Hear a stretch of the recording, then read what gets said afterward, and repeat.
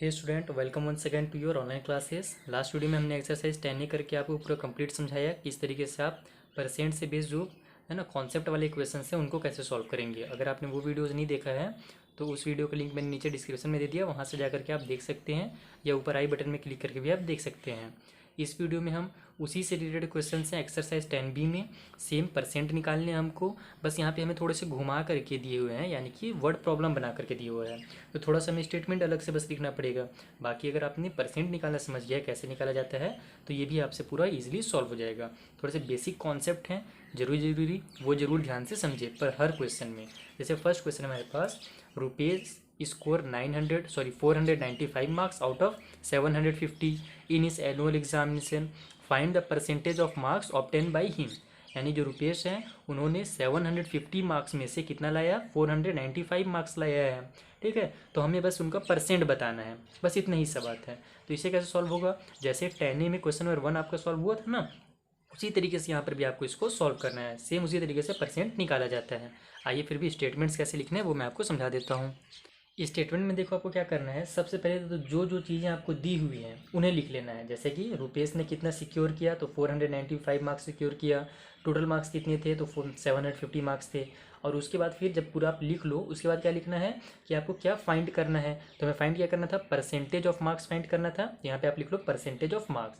ठीक है, स्टेटमेंट कभी भी रटना नहीं, चाहे कितना बड़ा दिया रहे चाहे कितना छोटा दिया रहे, आपको रटना नहीं है। हमेशा स्टेटमेंट आपको खुद से सॉल्व करने हैं, यानी स्टेटमेंट खुद से बनाना है। छोटा सा स्टेटमेंट बनाए, सही स्टेटमेंट बनाए। ठीक है, अब आते हैं इसे सॉल्व कैसे करना है। तो टोटल मार्क्स कितना था, 750। तो टोटल मार्क्स को आपको लिखना है डिवाइड के नीचे में इस तरीके से, 750। स्कोर कितना किया है, 495, तो ऊपर में लिख देना आपको 495।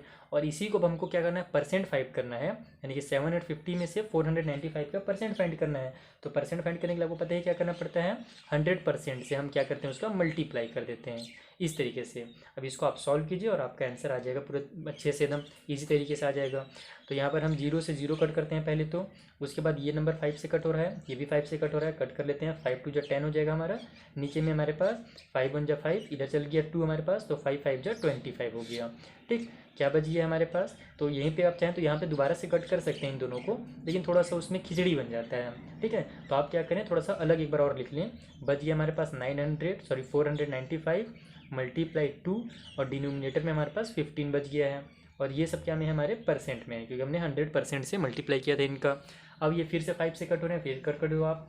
5 1 5 5 3 15 हो जाएगा। ऊपर में 5 9 हो गया हमारा 45, कितना बच गया, 4 बच गया। इधर आ जाकर के इसे फिर 45 बना देगा, तो फिर ये हो जाएगा 5 9 45। यानी अब ये फिर से 99 है, नीचे 3 है, दोनों कट हो रहे हैं। यहाँ पे आप कट कर सकते हो थोड़े साफ सुथरे तरीके से। 3 1 3 हो जाएगा हमारा, और ऊपर में 3 3 9, और फिर 3 3 9। यानी कि अब डिनोमिनेटर में 1 हो गया, खत्म हो गया डिनोमिनेटर का खेल। न्यूमरेटर में हमारे पास हो गया है 33 मल्टीप्लाई 2%। तो 33 मल्टीप्लाई 2 कितना होगा, 66% होगा। यानी कि परसेंटेज जो मार्क्स का होगा वो 66% होगा। लास्ट में भी आप एक स्टेटमेंट लिख सकते हैं कि Rupesh secure 66% marks is his annual examination. इस तरीके से आप छोटा सा एक स्टेटमेंट बना दिए अपने से, तो वो बहुत ही बेहतर हो जाता है। आपको समझ में आ गया कैसे सॉल्व करना है ये वाला। अब आइए जो नेक्स्ट क्वेश्चन है उसे भी देख लेते हैं। क्वेश्चन नंबर 2 है हमारे पास, the monthly salary of a typist is ₹15,625। यानी कि एक टाइपिस्ट का जो टाइपिंग करते हैं ना दुकानों में, उनका सैलरी कितना है, 15,625 है।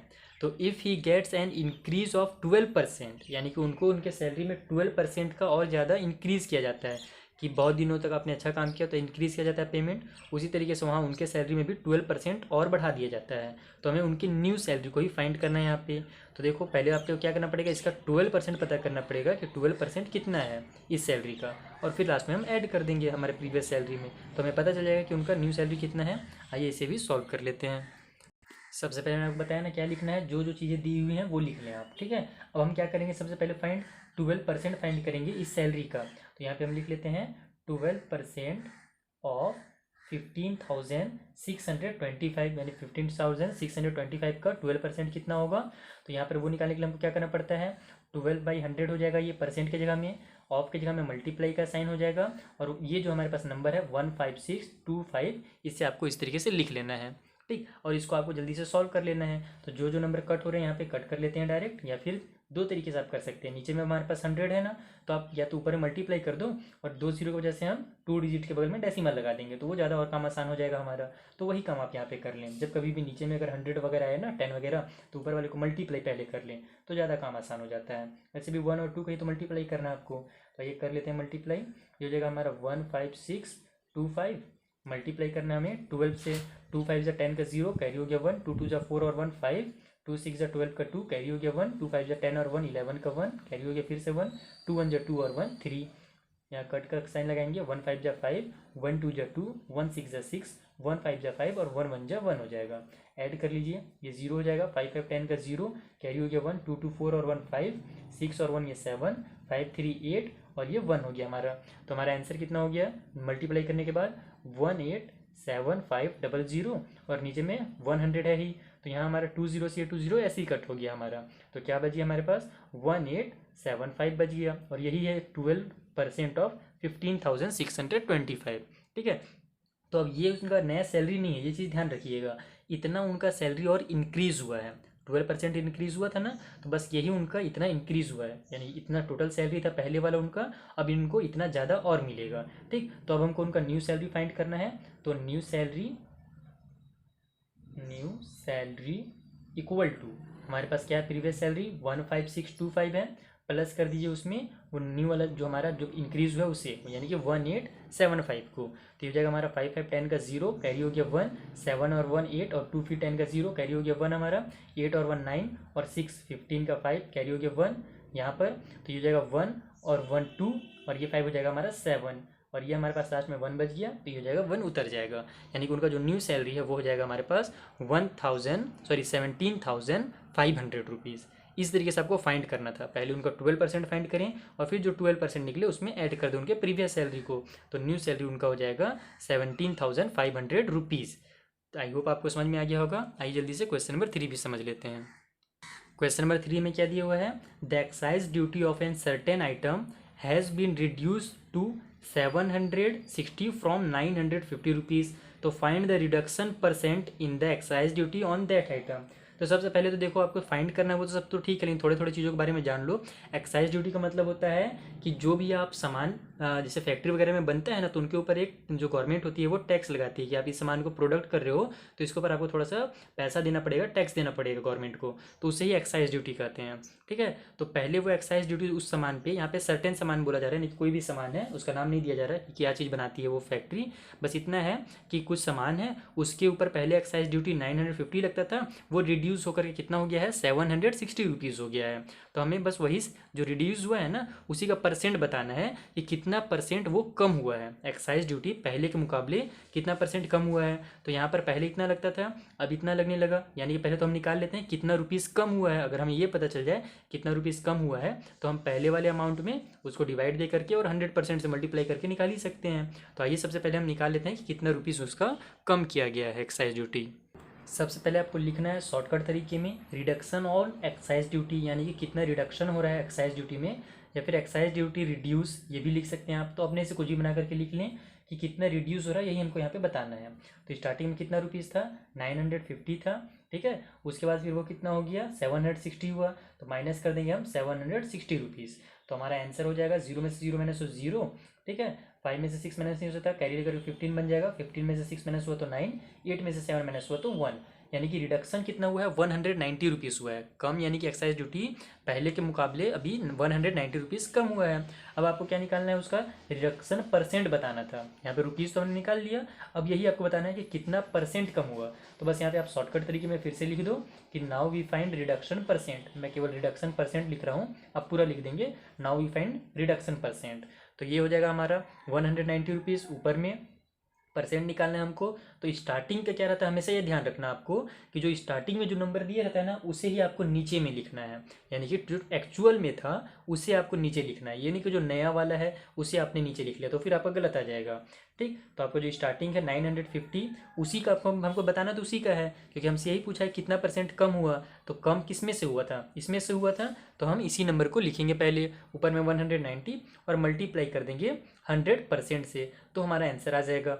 ये 0 से देखो ये 0 कट हो रहा है हमारा, उसके बाद फिर हमारा डायरेक्ट यहाँ पर 19 वन जा 19, 19 5 जा 95 हो रहा है, तो इनको कट कर देते हैं। 19 वन जा 90, ये 0 उतर जाएगा और नीचे 19 5 जा 95। अब ये 5 और ये 10 भी कट हो रहा है, इसको भी कट कर देते हैं, या फिर इस 10 को कट कर दे, जिसे भी आप करना चाहें। तो 5 वन जा 5 हो जाएगा, 5 टू जा 10 हो जाएगा। डिनोमिनेटर में कुछ नहीं बचा, न्यूमरेटर में 2 मल्टीप्लाई 10%, यानी कि 2 मल्टीप्लाई 10% इक्वल टू 20% हुआ। इसका मतलब कितना रिडक्शन हुआ है, तो रिडक्शन परसेंट इज 20%। समझ में आ गया? 20% कम हुआ एक्साइज ड्यूटी, पहले जितना था उससे अब 20% कम देना पड़ेगा आपको। ठीक, तो इस तरीके से आपको क्वेश्चन नंबर 3 सॉल्व करना था। आई होप आपको समझ में आ गया होगा। मेन कॉन्सेप्ट समझते जाइएगा कि इस टाइप के क्वेश्चन को कैसे सॉल्व करना है, ताकि अगर आपको एग्जाम्स में नंबर चेंज करके भी दिए जाए टेस्ट वगैरह में, तो भी आप सॉल्व कर लें। ठीक है, अब आइए क्वेश्चन नंबर 4 समझते हैं। क्वेश्चन नंबर 4 हमें क्या दिया हुआ है, छोटा सा क्वेश्चन है, देख लेते हैं क्या है। 96% of the cost of A TV is ₹10,464, तो what is it's total cost. यानी कि एक टीवी का जो 96% कॉस्ट है वो इतना रुपीज़ है, तो हमको टोटल कॉस्ट बताना है। तो सबसे पहले बात तो ये आप ध्यान रखो कि टोटल कॉस्ट का मतलब होता है 100%। किसी भी सामान को, जैसे 5 रुपीज़ में आपने सामान को खरीदा, कुछ चॉकलेट खरीदा 5 रुपीज़ में, तो 5 रुपीज़ उस चॉकलेट के लिए 100% कहलाएगा। ठीक है, उस तरीके से अगर 2000 का कोई सामान है, 2000 में आपने लिया, तो 2000 उसका 100% कहलाएगा। लेकिन यहाँ पर हमें 96% दिया है कि किसी भी टीवी का एक 96% अमाउंट हमको दे दिया है। हमको यहाँ पे यही पूछ रहा है कि टोटल कॉस्ट कितना है, इसका मतलब हमसे ये पूछ रहा है कि 100% कितना होगा। ठीक है, तो आइए 100% यहाँ पे कैसे निकाला जाता है वो बता दूं। तो देखो 2-3 मेथड है। जो फ्रैक्शन होता है, सॉरी, जो हमारे परसेंट वाला जो क्वेश्चन होते हैं उसका यही खासियत है कि उसमें 2-3 मेथड से आप बना सकते हैं। एक एक्स मान करके बना सकते हैं, दूसरा वन वाला कॉन्सेप्ट बना सकते हैं। तो मैं आपको वन वाला जो कॉन्सेप्ट होता है, बेसिक कॉन्सेप्ट, उससे समझाता हूँ कि इसे आपको कैसे सॉल्व करना है। देखो सबसे पहले आपको क्या करना है, लिख लेना है कि 96% जो कॉस्ट है वो है 10,464 रुपीज़।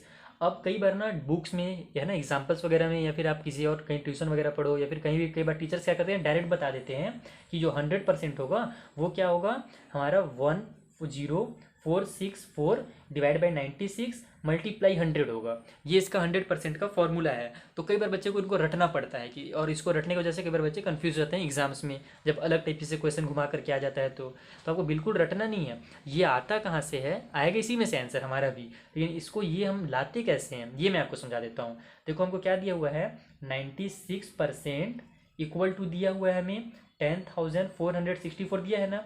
तो अगर हम यहाँ पे 1% निकालें, 96 को इधर ट्रांसफर कर दें, तो क्या हो जाएगा, यहाँ पे 1% बच जाएगा लेफ्ट साइड में, इधर आ जाएगा हमारा पूरा 96, तो 10464 बचा हुआ है, ये आ जाएगा हमारा डिवाइड में, इस तरीके से। ठीक है, यानी कि हमको 96% दिया हुआ है, 1% निकालना है। पहले तो आपको क्या करना पड़ेगा, 1% का पता करना है।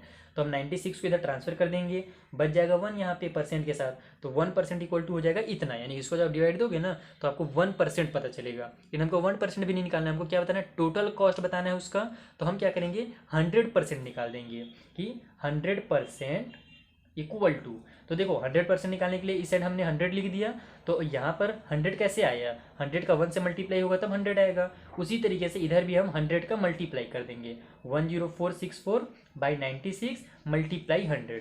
अब समझ में आया कि ये वाला कहाँ से आता था। इसी तरीके से ये एक एक स्टेप होकर के ये वाला हमारा इक्वेशन बनता है। अब इसको आप सॉल्व करो और आपको 100% पता चल जाएगा, और 100% का मतलब ये होता है टोटल कॉस्ट। ठीक है, तो आइए सॉल्व करते हैं। हम इसे छोटे नंबर से कट करना शुरू करते हैं, देख लेते हैं किसे किसे ये कट हो रहा है। ये तो हमारा 8 से कट हो रहा है, 8 1 8 और 8 2 16। ऊपर देख लेते हैं, लास्ट में 64 है, इसका मतलब ये भी हमारा 8 से कट हो जाएगा। तो हम डायरेक्ट यहाँ पे 8 से ही कट करना शुरू करते हैं। अगर आपको 8 का टेबल नहीं समझ में आता है तो आप 2 से स्टार्ट कर लें। ठीक है, जैसे भी आप करना चाहें, हम लोग 8 से कर लेते हैं। यहाँ पे 8 1 जा नीचे में 8 हो जाएगा, 2 1 इधर चल गया, 8 2 जा हो जाएगा 16। ऊपर में हमारे पास 8 1 जा 8 बच गया, 2 2 इधर आ जाएगा, 8 3 जा होता है हमारा 24, क्या बच गया 64 बच गया अब हमारा। तो देखो अब हमको 2 डिजिट एक साथ लेना पड़ रहा है, और ये स्टार्टिंग में तो 2 डिजिट है नहीं, इसलिए हम यहाँ पे एक 0 लगाते हैं और उसके बाद फिर 2 डिजिट एक साथ ले सकते हैं। तो 8 के टेबल में 64 कितना टाइम पे आता है, 8 8 जो होता है हमारा 64। तो हमारा आंसर कितना हो गया, 1308 और नीचे में 12 मल्टीप्लाई 100। एक बार और लिख लेते हैं ताकि थोड़ा सा ये हमारा जो खिचड़ी बन जा रहा है वो खिचड़ी मत बने। ये हो जाएगा 1308 डिवाइड बाई 12 और मल्टीप्लाई में 100 हमारे पास है ही। अभी भी ये कट हो रहे हैं, अभी भी इनको हम कट करते चलेंगे और इस बार इस साइड लिखेंगे। ठीक है, तो यहाँ पर अब हमारा किससे कट हो रहा है, ये तो 4 से कट हो रहा है, ये लास्ट में 0 और 8 है, यानी कि 4 से दोनों कट हो जाएंगे। कट कर लेते हैं, 4 3 जो हो जाएगा हमारा 12, ऊपर में 4 के टेबल में 3 टाइम पे 12 आ जाएगा, बच गया 1 1 इधर आ जाएगा हमारे पास, तो 4 2 जो हो जाएगा 8, बच गया हमारे पास 2 2 इधर आ जाएगा। तो 4 के टेबल में हमारे पास 28 कितने टाइम पे आता है, 8 टाइम पे आता है, क्योंकि 4 8 जो होता है हमारा 28, ठीक है।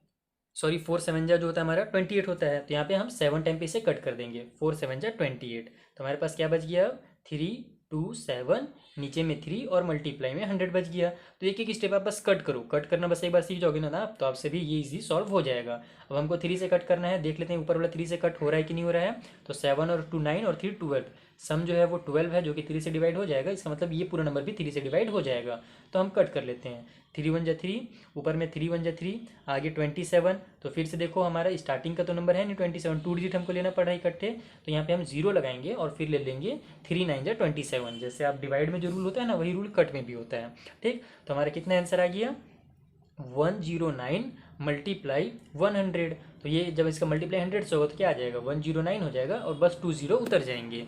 यानी कि जो एक्चुअल कॉस्ट है 100% जो होगा ना, वो कितना होगा, 10,900 होगा। तो इस तरीके से आपको एक्चुअल कॉस्ट पता करना था। ये था एकदम ईजी तरीका, यानी कि इससे जब आप सॉल्व करोगे ना तो एग्जाम में कभी कंफ्यूज नहीं होगे। और एक एक्स मान के भी किया जाता है, आप उससे भी सॉल्व कर सकते हैं, अगर आपको वो समझ में आए तो उससे भी आप सॉल्व करें, बिल्कुल कोई दिक्कत नहीं है। मैथ सॉल्व करने के कई सारे तरीके होते हैं। तो आई होप आपको ये समझ में आ गया होगा। लास्ट में जरूर लिख दें कि द टोटल कॉस्ट ऑफ है ना TV set equal to 10,900 rupees, ठीक है। एक स्टेटमेंट यहाँ पे जरूर बना दी इस तरीके से। अब आइए जल्दी से क्वेश्चन नंबर जो 5 है हमारा वो भी समझ लेते हैं। क्वेश्चन नंबर 5 हमें क्या दिया हुआ है, 70% of a student of the students in a school are boys, यानी कि एक स्कूल है जिसमें 70% बॉयज़ हैं, ठीक है। And number of girls is 504, यानी कि टोटल जो गर्ल्स हैं वो कितने हैं, 504 गर्ल्स हैं। यानी कि बॉयज़ का हमको परसेंट बता रहा है और गर्ल्स कितने हैं उनका हमें नंबर बताया जा रहा है कि 504 गर्ल्स हैं। तो find the number of boys in the school, तो हमें यही जो 70% बॉयज़ हैं ना, इनका ही नंबर पता करना है कि कितने बॉयज़ हैं स्कूल में। तो सबसे पहले तो आप यहाँ पे ये ध्यान दो कि 70% अगर बॉयज़ हैं तो गर्ल्स कितने परसेंट होंगे, जाहिर सी बात है 30% होंगे, क्योंकि टोटल जो स्टूडेंट होते हैं वो 100% होते हैं। तो 70% अगर बॉयज़ हैं तो गर्ल्स हो जाएंगे 30%, यानी कि हमें 30% का ही वैल्यू दिया हुआ है, कितना, 504, और हमें 70% का वैल्यू पता करना है। आइए जल्दी से इससे भी सॉल्व करेंगे सेम इसी मेथड से, इजी तरीके से। जैसे कि मैंने आपको बताया, सबसे पहले हम लिखेंगे परसेंटेज ऑफ बॉय 70%, तो परसेंटेज ऑफ गर्ल्स कितना हो जाएगा हमारा, 30% हो जाएगा। टोटल देखो 100% होता है, कहीं भी कुछ भी हमें नंबर अगर दिया जा रहा है ना, 20% दिया जा रहा है, 80% दिया जा रहा है, तो वहाँ पे ये चीज़ आप ध्यान रखना कि टोटल 100% है, ठीक। तो टोटल बच्चे कितने हैं, 100% है। 70% बॉयज़ से माइनस करेंगे तो निकल जाएगा 30%, जो कि गर्ल्स का परसेंट है। तो हमें नंबर ऑफ गर्ल्स भी दिया हुआ है 504, इसका मतलब हमें 30% ही दिया हुआ है 504। तो यहाँ पे आप लिखेंगे नाउ वी हैव, हमारे पास है 30% इक्वल टू 504, ठीक है। तो अब हमको क्या निकालना है, 70% का बताना है कि 30% अगर 504 है तो 70% जो बॉयज़ हैं वो कितने हैं। तो देखो आपको जैसे कि मैंने ट्रिक बताया, सबसे पहले आप यहाँ पे 1% लिखो कि 30% इतना है, तो 1% कितना होगा, 504 डिवाइड बाई 30 हो जाएगा। अब हमको देखो यहाँ पे टोटल का नहीं बताना है, 100% का नहीं बताना, जैसे कि यहाँ पे पिछले वाले क्वेश्चन में टोटल बताना था 100%, यहाँ पे हमें केवल 70% का ही बताना है। तो यहाँ पे हम इधर 70 का मल्टीप्लाई कर देंगे 1 से, तो ये हो जाएगा हमारा 70%, और इक्वल टू जब हम इधर 70 का मल्टीप्लाई कर रहे हैं तो इधर भी करना पड़ेगा हमको, तो हो जाएगा 504/30 मल्टीप्लाई 70। बस अब यही आपका आंसर हो गया, इसको सॉल्व करो और आपका आंसर रेडी है। आइए जल्दी से कट कर लेते हैं, जो जो कट हो रहा है हमारे पास नंबर, ये 0 से ये 0 कट हो रहा है, 3 और ऊपर 5 और 4 9 हो रहा है, यानी कि ये भी कट हो जाएगा 3 से। तो 3 1 जा 3, ऊपर में 3 1 जा 3, 2 बच गया, 3 6 जा 18, फिर 2 बच गया। तो 3 के टेबल में हमारा 3 7 जा 21 और 3 8 जा 24 होता है, यानी कि 8 टाइम पे 24 आ जाएगा। तो हमारे पास कितना नंबर आ गया, 168 मल्टीप्लाई 7 आ गया। तो इसका मल्टीप्लाई करो और आपको नंबर ऑफ बॉयज़ मिल जाएगा। 7 8 जा 56 का 6, कैरी हो गया 5, 7 6 जा 42, और 5 हमारा 47 का 7, कैरी हो गया 4, 7 1 जा 7 और 4 11, यानी कि 1176 हमारे क्या है वहाँ पे स्कूल में बॉयज़ हैं। इस तरीके से आपको आंसर निकालना था। लास्ट में अपना आंसर भी लिख सकते हो कि number of boys in the school is 1176। इस तरीके से आप लिख सकते हैं, और लिखना ही चाहिए आपको, बेटर रहेगा। जब आप स्टेटमेंट्स बनाते हैं ना तो आपका फिर उससे स्टेटमेंट का रिदम बन जाता है, बहुत अच्छे से फिर आप स्टेटमेंट लिखना सीख जाते हैं। तो लास्ट में आप छोटा सा एक स्टेटमेंट जरूर लिख दें। स्टेटमेंट कहाँ से लिखें, रटना नहीं है, बिल्कुल क्वेश्चन में आपको मिलेगा, वहीं से आपको स्टेटमेंट उतार देना है, ठीक है। अपने माइंड का थोड़ा सा यूज़ करें और स्टेटमेंट बना दें यहाँ पर। तो क्वेश्चन नंबर 5 इस तरीके से सॉल्व होगा। आइए जल्दी से क्वेश्चन नंबर 6 भी समझ लेते हैं कि क्या दिया हुआ है हमें। क्वेश्चन नंबर 6 में दिया हुआ है एन ओरे कॉन्टेंस 12% कॉपर, तो how many kilogram of ore are required to get 69 kg of copper. तो देखो ये एकदम शॉर्टकट तरीके में क्वेश्चन दे दिया है, बनेगा थोड़े से लॉन्ग तरीके में।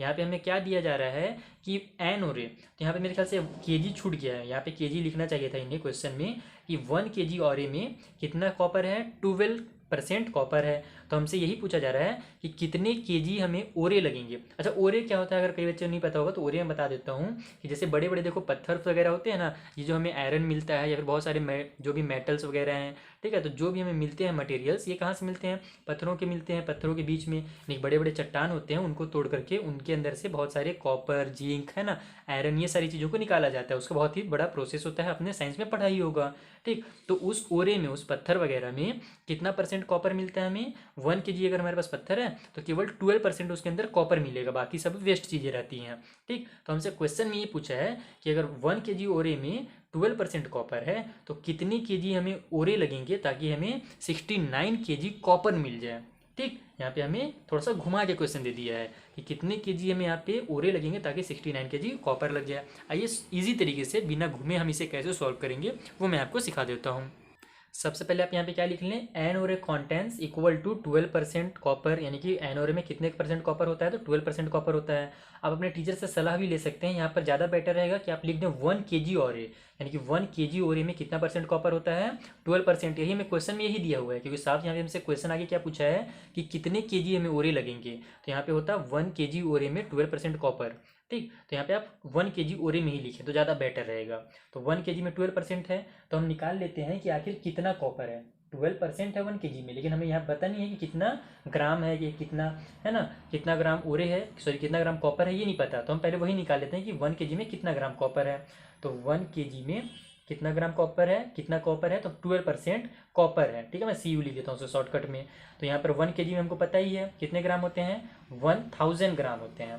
तो 1000 ग्राम में 12% कॉपर है, ठीक है। तो हमको यही फाइंड करना था कि 12% कितना होगा, 12% ऑफ 1000, ये हमें निकालना है। तो 12% ऑफ 1000 ग्राम, ये हम पहले निकाल लेते हैं। तो यहाँ पर हमारा हो जाएगा 12/100 मल्टीप्लाई हो जाएगा 1000 से, तो ये हमारा निकल 2 जीरो से 2 जीरो कट गया, बच गया 12 × 10 यानी कि 120 ग्राम। इसका मतलब ये हुआ कि 1 केजी ओरे में 120 ग्राम क्या है, कॉपर है, ठीक है। आगे हमसे यही बोल रहा है कि अब आपको चाहिए कितना, तो 69 केजी चाहिए आपको कॉपर, तो कितने ओरे लगेंगे, यानी कितने केजी आपको वहाँ पे ओरे की जरूरत पड़ेगी। तो इसको देखो कैसे इजी सॉल्व करना है आपको। छोटा सी स्टेटमेंट लिख लेना सबसे पहले कि टू गेट 69 केजी कॉपर, इस तरीके से टू गेट 69 केजी कॉपर, ये सब हमें स्टेटमेंट क्वेश्चन से ही मिल रहे हैं कि 69 केजी कॉपर पाने के लिए हमें कितने केजी लगेंगे। ये जानने के लिए हम क्या करेंगे, 69 में हम मल्टीप्लाई करेंगे, पहले तो ग्राम में इसे कन्वर्ट कर लेंगे क्योंकि देखो ये हमारा ग्राम में है। तो 69 मल्टीप्लाई 1000, जिससे कि ये भी हमारा ग्राम में कन्वर्ट हो जाएगा, और नीचे में हमारे पास जो 120 है वो लिख देंगे, क्योंकि हम यही पूछा गया था कि 69 केजी कॉपर के लिए कितना ओरे लगेगा। तो 1 केजी में है इतना ओरे, तो 69 में जाने के लिए आपको क्या करना पड़ेगा, वो पता ही है, 69 से डिवाइड करना पड़ेगा 120 ग्राम को। तो 69 देखो ये केजी में है और ये ग्राम में है, तो मैंने आपको बताया था ना कि दोनों को आपको क्या करना पड़ता है, ग्राम में कन्वर्ट करना पड़ता है। ये हमने एक्सरसाइज 10A के लास्ट वाला जो क्वेश्चन था वहाँ पे आपको सिखाया था कि दोनों यूनिट्स को, अगर आपको परसेंट वगैरह कुछ भी निकालना है, जो भी आपको फाइंड करना है, तो दोनों यूनिट्स जो है उनको सेम में कन्वर्ट करना पड़ेगा। अगर मीटर है तो मीटर मीटर में, है ना, अगर डेज और आवर दिया हुआ है तो आवर में, इस तरह से कन्वर्ट करना आपको सिखाया था मैंने। तो उसी तरीके से यहाँ पे हम 1000 से मल्टीप्लाई करते हैं ताकि ये जो हमारा केजी है वो भी ग्राम में कन्वर्ट हो जाए। तो कितना आ जाएगा ये हमारा 69300 और डिवाइड में हो जाएगा हमारा 120। ये 0 से 1 0 कट हो गया, बच गया हमारे पास 6900 और नीचे में हमारे पास 12 है। देख लेते हैं कितने से कट हो रहा है, तो 4 से तो कट हो नहीं रहा है, यहाँ हमारे पास 3 से कट हो रहा है, बिल्कुल 3 से कट रहा है, 3 से कट कर लेते हैं। 3 4 जा 12 और ऊपर में 3 2 जा 6, 3 3 जा 9, बच गया 2 0 यहाँ पे उतार दें, तो ये हो जाएगा हमारा 2300, नीचे में 4। देखो 4 से डिविजन का क्या रूल है कि लास्ट के 2 डिजिट जो हों या तो 0 हों या फिर 8 से, सॉरी 4 से डिविजिबल हो। ये 4 का डिविजिबिलिटी रूल था, मैंने आपको क्लास 6 में पढ़ाया था, ठीक। तो वही रूल हमको यहाँ पे याद आ रहा है। देखो लास्ट में 2 0 है ना, इसका मतलब ये जो है पूरा नंबर ये 4 से कट हो जाएगा, यहाँ भी 4 से कट हो जाता है, लेकिन अब हम यहाँ पे कट कर लेते हैं। तो ये हो जाएगा 4 1 जा 4, ऊपर में देखते हैं 4 5 जा हो जाएगा हमारा 20, कितना बच गया, 3 बच गया, 23 में से 20 कट हुआ तो 3 आएगा इधर और इस जीरो को बना देगा 30।